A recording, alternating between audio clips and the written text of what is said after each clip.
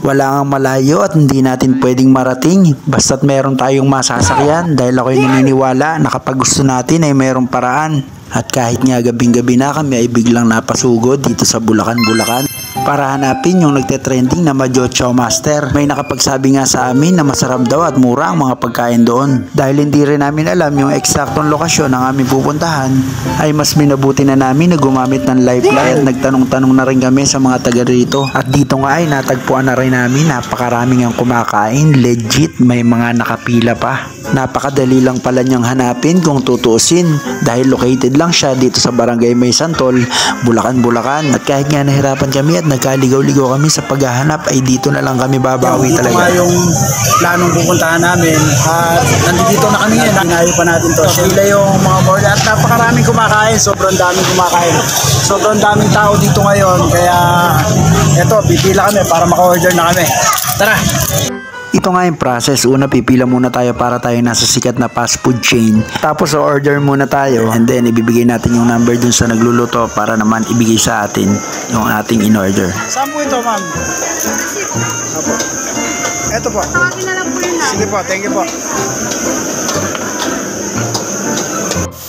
Ang kagandahan dito ay makikita mo na niluluto talaga sa harapan mo yung mismong in-order mo. At ihahain sa'yo na talaga namang umuusok-usok pa at mainit pa.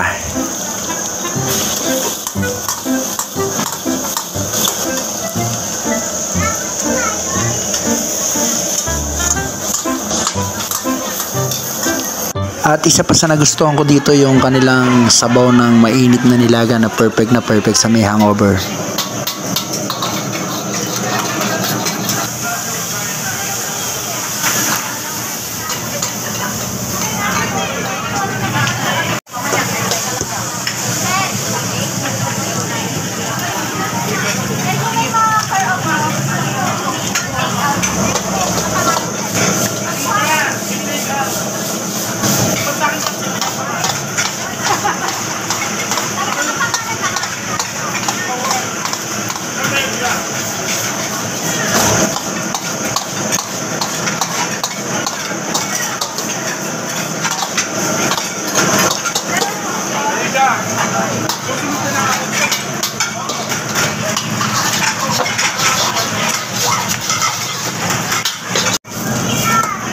Yung mga ino-offer nila ditong pagkain ay masasabi natin sa lasa, presyo ay sulit naman talaga at pangmasa. At dito nga yung order lang kami ng canton gisado at yung kanilang liempo na may special fried rice at yung kanilang overload na may kung ano nung toppings na basta overload. Yun na yun. Punta na lang kayo para malaman nyo. Ito yung chow pa nila, masarap.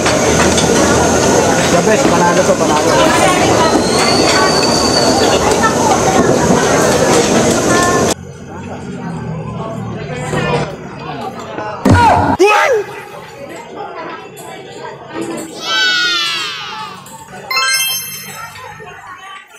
Bigyan na natin ang pangmalakasang fight.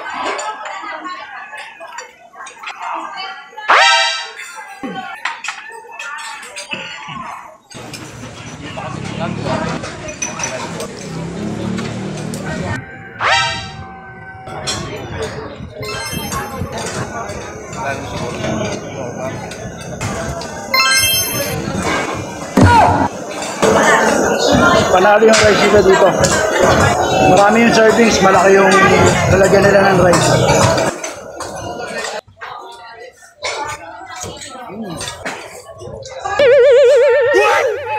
Pansin nila, ang dami ng serving. Good for 3. Good for 3 person yung pag-sila.